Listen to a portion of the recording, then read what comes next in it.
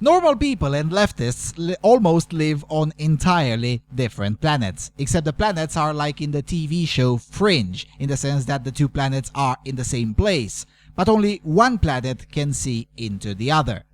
Basically, normal people can see and describe leftists, but leftists can't do the same.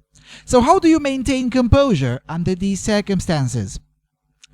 Let's explore.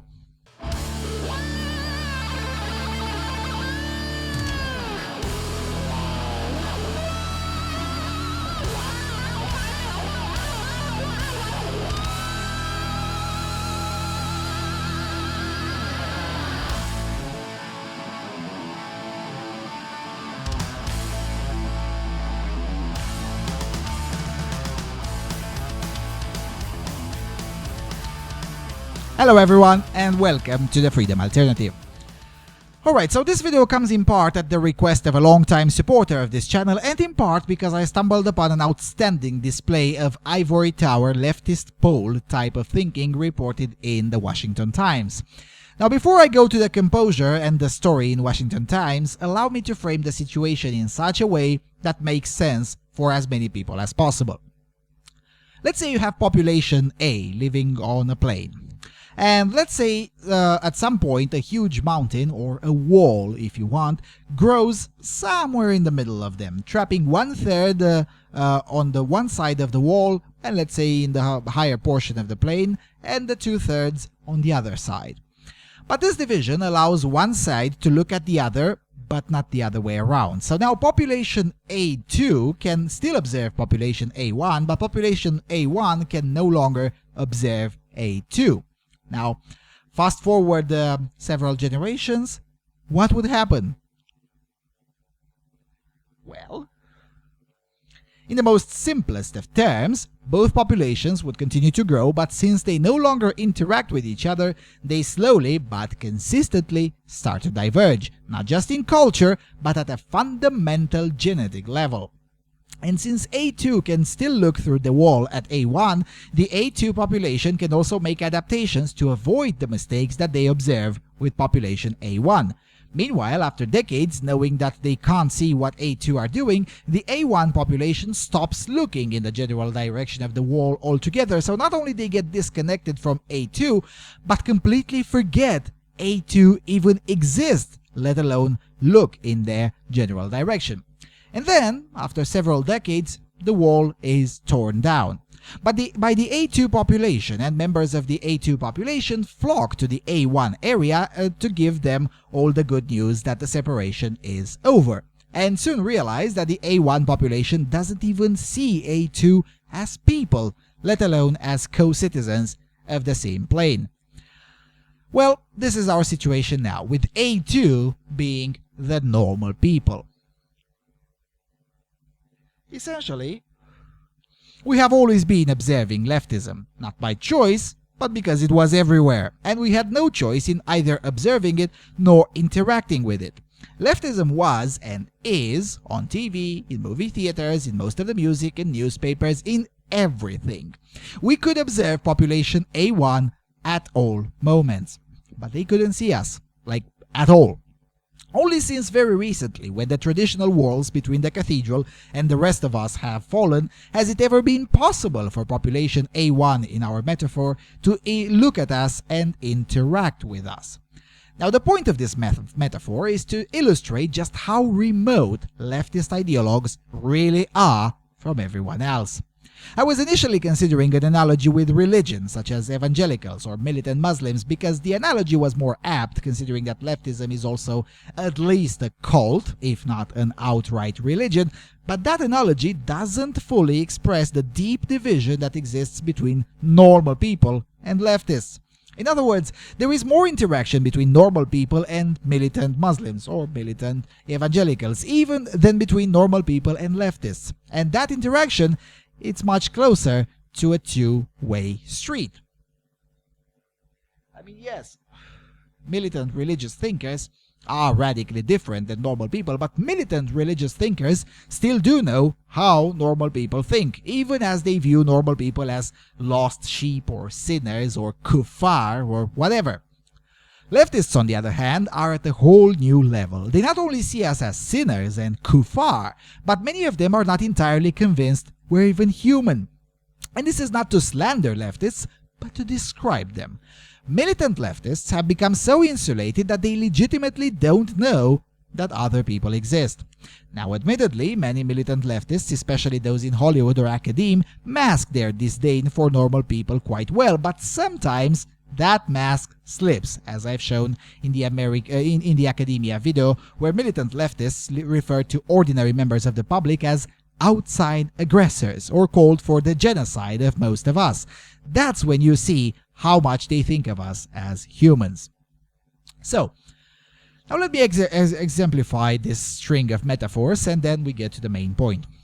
The Washington Times. Actor James Cromwell to Hollywood, we need to get more political and educate people on the right. Now, I'm not going to read all of it, but hear out this portion. Quote, actor James Cromwell is calling for Hollywood to become more political and do a better job at educating conservatives as to why President Trump is a bad leader for the United States instead of launching shallow ad hominem attacks against the president. It is very easy to vilify an idiot who happens to be the president of the United States, but it doesn't solve the problem, Mr. Cromwell told the Daily Mail in an interview published Sunday. We have to educate people. We have to educate people on the right. We can't demonize people because of their political stance, he said. We have to say, look, it won't matter ultimately whether you're a Republican, radical right, or progressive. All that will matter is that we're able to drink the water, breathe the air, live on the land. That's what's threatened. Mr. Cromwell, who has been arrested multiple times for protesting environmental issues, said Hollywood needs to get more engaged. Okay. Now, admittedly, Cromwell is on the far, far, far left, even by Hollywood standards, and at least a significant minority of legit and committed environmentalists think of him as a loon and a militant radical. But Cromwell is representative of those inhabiting the leftist pole, and even though many of his colleagues may think he's a bit loony, those exact same colleagues still do believe that he has a point, and most of the academe believes the exact same thing. So under these circumstances, it is perfectly understandable why many normal people who want to make a difference are at least tempted to lose their emotional control when encountering such helicopterables. And it makes perfect sense. I rarely do empathize, but this is the one case where I do fully empathize. I mean, I know I've had my fair share of moments when I was looking for the closest rotor to start up and just get rid of the commie. I mean, it's natural to lose it, or get very close to losing it, and so I'm not going to lecture anyone on why they shouldn't. However, from my long experience of being in the trenches against the left, I think I may have some useful tips and tricks for those interested in improving their composure. Because let's face it, losing it too many times does not make for a good advocate in the trenches. It's not an important feature when you're a writer, but if you're attending debates or attempting to influence policy, whether using my practical politics advice or not, being able to control your emotions is very important. So I'm going to split the advice column into two categories, like was suggested by the longtime supporter who requested this. So, category number one, internal emotions. And by that, I mean how you see the issues. This is particularly relevant for those of you who write stuff, maybe even create other forms of content of your own, but also in general if you pay attention to politics. There's so much junk out there that it's easy to fall into very dark places. That's why I still keep a small open door for militant MGTOWs or some people in the neo-reactionary circles and other similar circles. It's precisely because it is understandable, if you know where to look, how they got there. So how to avoid going down that path? Well, I don't pretend to know all the answers, nor do I pretend that my tips are the complete and definitive guide, but consider this. 1. Most people muddle around. When you're a child, you tend to assume that adults know what they're doing. Only when you end up an adult yourself, you realize that no, most people really don't know what they're doing. So if you notice a pattern somewhere, resist the urge of trying to explain it via a conspiracy or a coordinated effort. Sometimes that is the case, but it's very rare. Most of the times, it's just the result of more people muddling around, making mistakes, and creating a longer chain of stupidity that eventually comes with unexpected consequences. For example, in the comment section of my video about the false civil society, someone asked me who made that happen. Many people are disappointed by the answer, which is that nobody intentionally tried to make that outcome happen. It's just a long stream of decisions, some of them good, some of them evil, and some of them well-intended but short-sighted, that eventually led to the status quo when it comes to the charity sector. That's not the case everywhere. For instance, in communist societies, it was by design and explicit. But in freer societies, most of the time, in most of the cases, it was neither intentional nor explicit. And the fact that certain ideologues took advantage of the pre-existent stupidity or short-sightedness does not change the fact that the cause was the stupidity and short-sightedness. 2. Virtually all people work on incentives. Now this sounds easy, but it is one of the fundamental truths that never gets old. For instance, in many MGTOW circles, you will hear narratives that essentially boil down to the female nature sucks, feminists exist because most women suck, etc., etc., etc. In some cases, you'll hear even the outright claim that basically all women are evil and there's thus nothing to be done. Now, in addition to being a highly defeatist and, dare I say, nihilistic attitude, such narratives don't necessarily emerge because the individual uttering them is an idiot or a misogynist or whatnot. In most cases, most of the time, individuals end up on that deep end because they really haven't looked at incentives. The disastrous situation in sexual politics in certain countries of the world is definitely in part due to female nature, but it's also in part due to male nature and in part due to the more general human nature which tells us to follow the incentives most of the time in most situations. Bearing in mind at all times that almost everything is a string of incentives will not only prevent you from losing it and ending up on the deep end, but will also help you find explanations and reasons that are at least moderately closer to the truth. 3. There are no solutions. Again, this sounds banal, but ignoring this leads many into very dark corners, and this is true for liberals too. In fact, many leftists exist as leftists precisely because they don't understand this.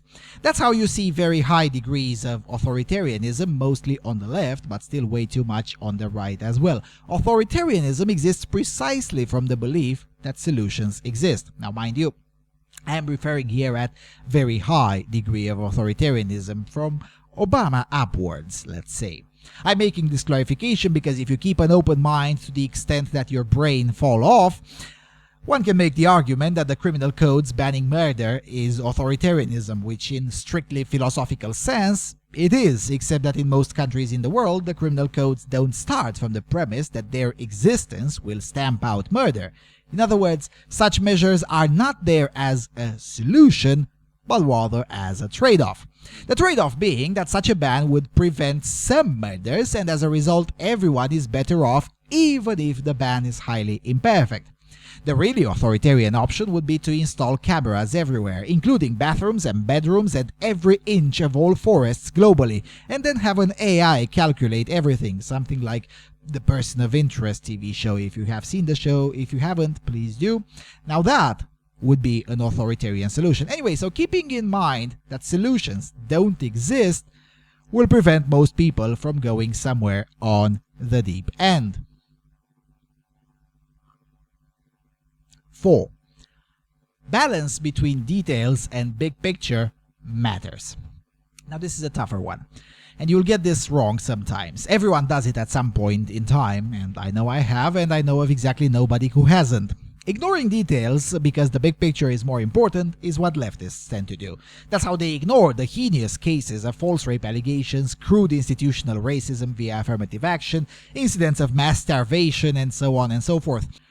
Leftists tend to ignore these details or brush them aside because to them, the final result matters more, whether it's total equality or communism or abolishing the so-called rape culture, which really doesn't even exist, but let's set that aside for now, or whatever the goal the lefty has in mind. Rightists who go on the deep end, on the other hand, tend to ignore the big picture as it is and instead build another one based on a few details. A prime example of this is the conspiracist community, particularly the more well-known conspiracists. It's not that their facts are wrong. Most of the times they're not. It's just that the narrative they derive from those facts is implausible at the very least. For instance, take the Seth Rich conspiracy theory.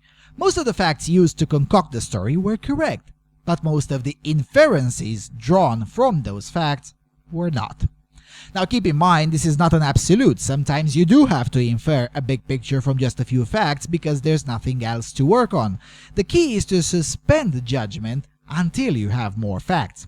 That's what Milton Friedman correctly did back in the 60s and 70s when he was always saying, look, I'm not saying I know beyond all reasonable doubt that all communism is cancer, but based on the facts we already have from the communist world, there is a very strong case to be made that communism is indeed cancer. Now, he might have used marginally more academic phrasing than I did, but you get the point. As I said, this one is particularly hard. Striking a decent enough balance is more of an art than an exact science, but at least striving towards that prevents you from slipping into the deep end. Another example that comes to mind is the white genocide crowd. I made a video about that in which I accepted most of the data-based claims by that crowd, but then explained that the data tells the story of an anti-white bias in certain corners of certain societies, but it doesn't tell the story of a white genocide. Same with the Planned Parenthood story. Yes, it was founded by a eugenicist, and yes, most of their initial facilities were purposefully placed in Negro-majority neighborhoods, but that does not a genocide make. It definitely tells the story of a bunch of racists, no question about that, but not a genocide. As I said, the balance is hard to strike, although, much to my pleasant surprise, I've seen people on the non-left striking it much better and much more often than leftists. I did not expect that, but I'm glad to notice it. 5.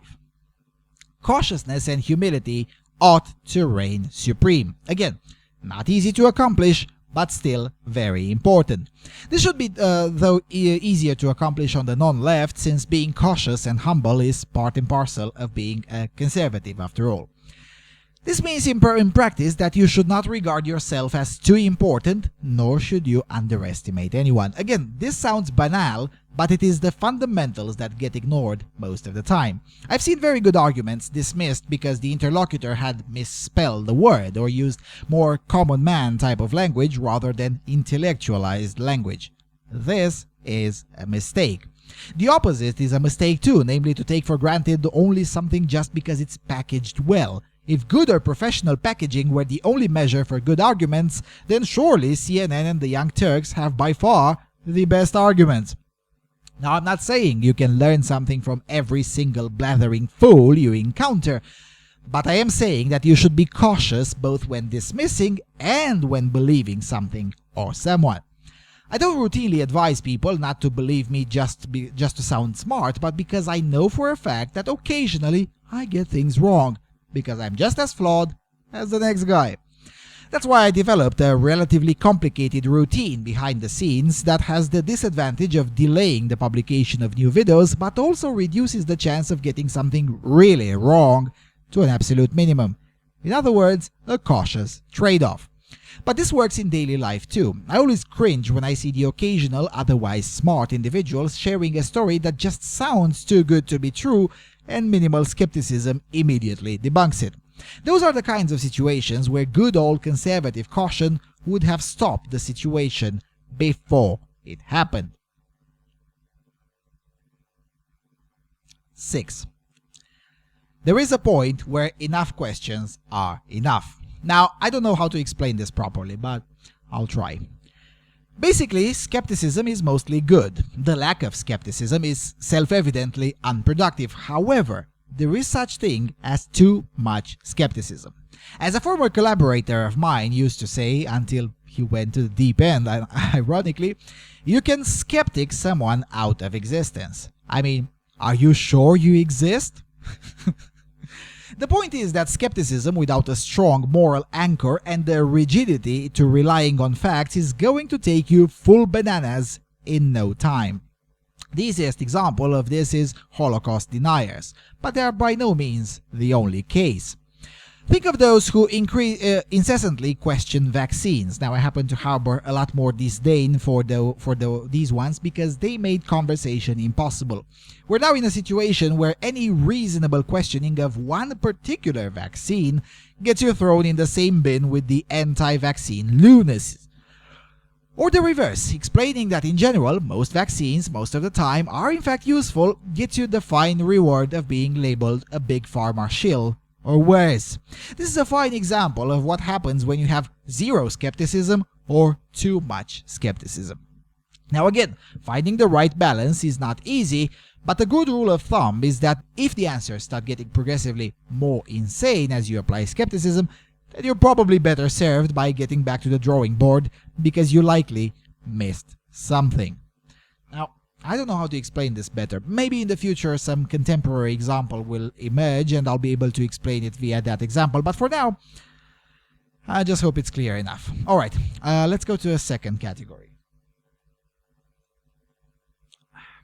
Category number 2, external emotions. And by that I mean, how do you keep your cool, your composure in practical politics situations? And this is much harder than it seems, especially when dealing with extreme cases of helicopterables. I mean, when someone tells you point blank that the Holodomor didn't happen, or that the mass shortages of basic goods that I've personally seen not only didn't happen, but it is your moral failing for believing that they did because of being exposed to capitalist propaganda. Believe me, those are very tough moments to keep your cool, and you won't always be able to make it through.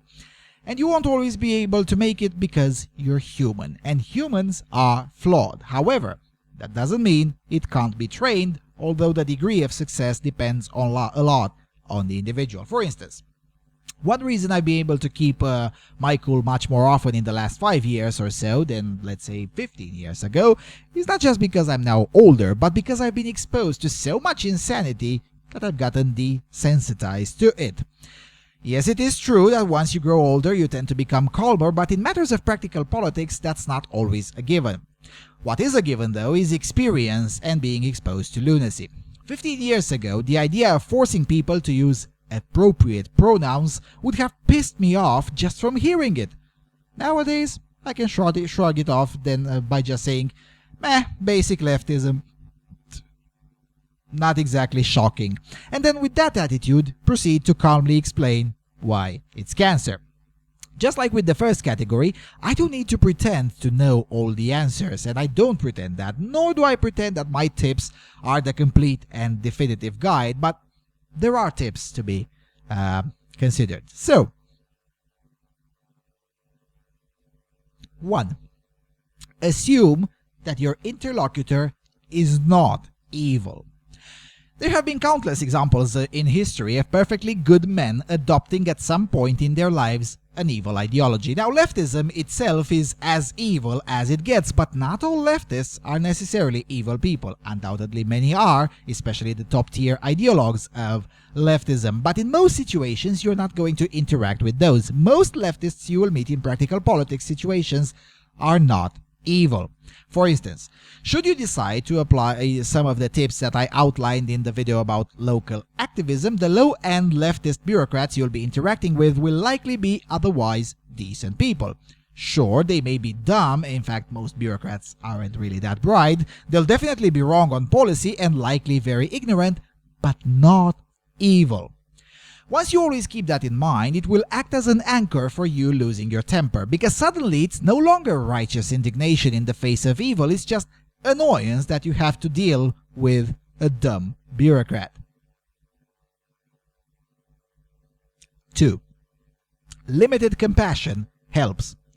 This is particularly useful in practical politics situations where you deal with bureaucrats and small-time policy makers. Now, I'm not saying you should be very compassionate with a dumb leftist bureaucrat, pardon my pleonasm, but if you can do that, that's fantastic, but I know I can't, so I don't even bother to try anymore. What I mean by limited compassion is that you should strive to regard the interlocutor as someone who hasn't learned yet that there are better perspectives out there. Remember the A1 and the A2 populations at the beginning of the video? The bureaucrat is almost always from the A1 population. Most of them have never heard a conservative point of view. Once you keep in mind that, it's harder to lose your temper when he might ask dumb questions or make obviously ignorant remarks. So to the extent that it's possible, a limited amount of compassion goes a long way to prevent a lose-lose situation in which you lose your temper and nothing of use gets done. Number 3.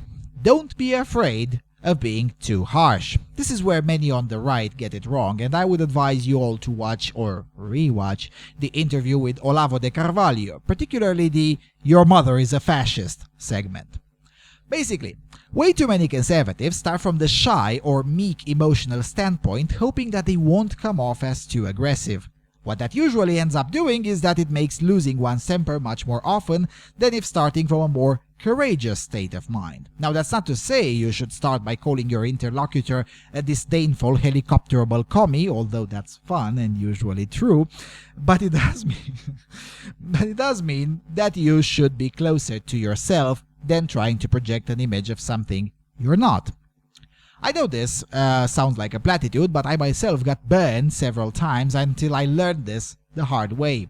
I was trying to project a much more intellectualized version of myself, and while that sometimes brings short-term gains, you always lose on the long run because sooner or later your mask will slip.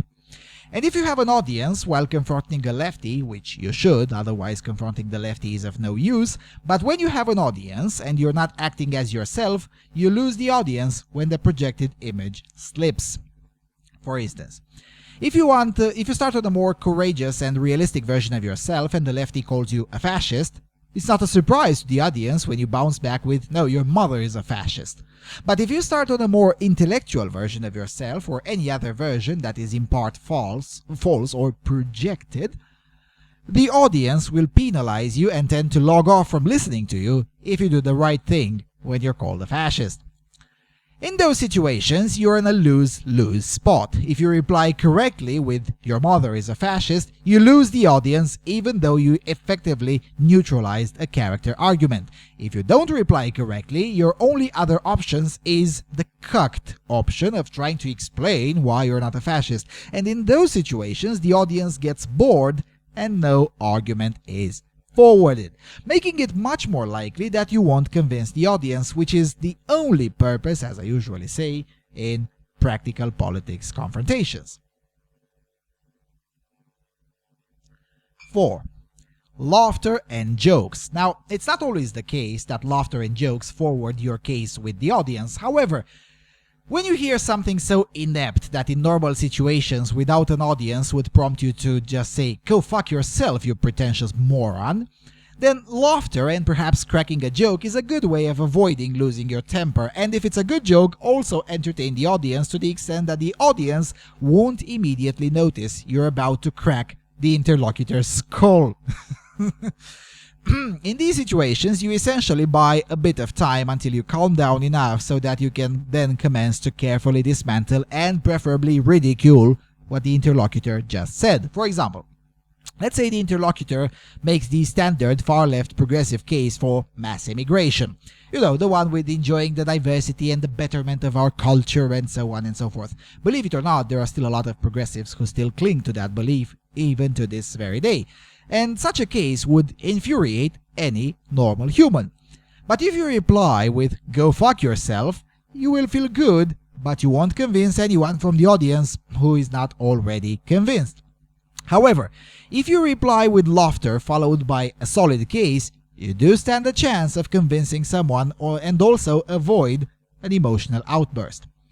For example, "Yeah, the betterment of our culture by enjoying diversity. I'm sure the almost 1,500 children raped in Sweden just this year alone by Middle Eastern immigrants are absolutely enjoying the diversity and feel thrilled to have their culture bettered with the joys of gang rape, bullying, and a bit of militant theocracy.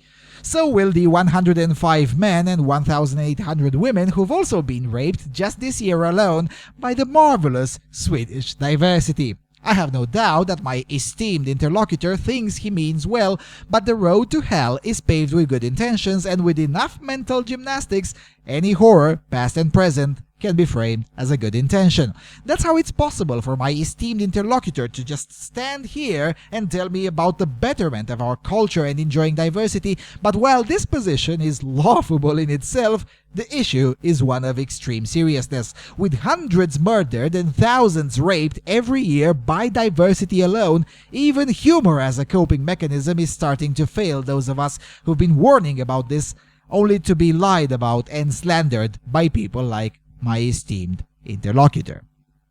Mind you, this is an example. The data is correct, by the way, but I'm not saying it's the only way to reply. Anyway, so what I did in the response is basically be fully honest by explaining that humor is a coping mechanism and thus avoiding being fake to the audience, and also avoided losing my temper upon hearing full insanity from my interlocutor. Alright, number 5. Own your flaws. Now, this is culture dependent in some respects, but it basically goes back to being humble. It is often the case that when left without arguments, a lefty will resort shamelessly to all sorts of ad hominem attacks. Now, most of those will be utter BS, and you should be able to deflect them fairly easily, but occasionally, and this again depends on the individual, they might be on point or at the very least rooted in some nuggets of truth. For instance, let's say you have a BDSM fetish, or you like weed, or you're a chain smoker like me, or you once said nigger in public, or I don't know, something that is at least in part true about you, and it is perceived, rightfully or wrongly, as being something bad, and the interlocutor uses that to attempt to discredit the political or policy points that you were making. Now, the instinctual reaction is to say, hey, that's irrelevant. And the instinct is correct. After all, what's you being a BDSM fan, for instance, got to do with taxation policy, for example? Absolutely nothing. However, depending on what particular flaw is being used against you, the tendency to lose your temper will emerge at a higher or at a lower degree, and that's natural or at the very least understandable. But just because it's not fair, it doesn't mean it won't happen. Life is unfair, and when you have an audience, your reaction can make you lose the debate even if you said the right words and you've been flawless on facts. In my experience, the most efficient response to such ad hominem attacks is to own the true part of it, dismiss the false part, and then go full "your mother is a fascist" on the interlocutor. If you have some dirt on the interlocutor as well, then that's even better. So the reply could look something like this. Yes, I am X and Y, though not Z, but my esteemed interlocutor could be forgiven for being carried away. The emotional instinct in believing that such impoliteness is somehow acceptable is understandable, even though reprehensible. With that said, whatever flaw you may see in me being X or Y, at least I don't want to control your life, nor am I advocating that your life be controlled or destroyed just because you are X, Y, or Z. And while being X and Y is a flaw in the eyes of many, I don't claim X and Y are virtues, nor do I try to mask them as being virtues like my esteemed interlocutor is doing and has been doing with his obvious flaw of being a domineering, command and control totalitarian masked as compassion, which really just masks his weak personality that's unable to cope with liberty and the unavoidable difference in opinions and choices that derive from it. Now, I may have phrased this a bit too pompous, but you get the point. Always turn it back on the interlocutor, but in order to be able to do that, you first need to be comfortable in your own skin, aware and largely unashamed of your flaws.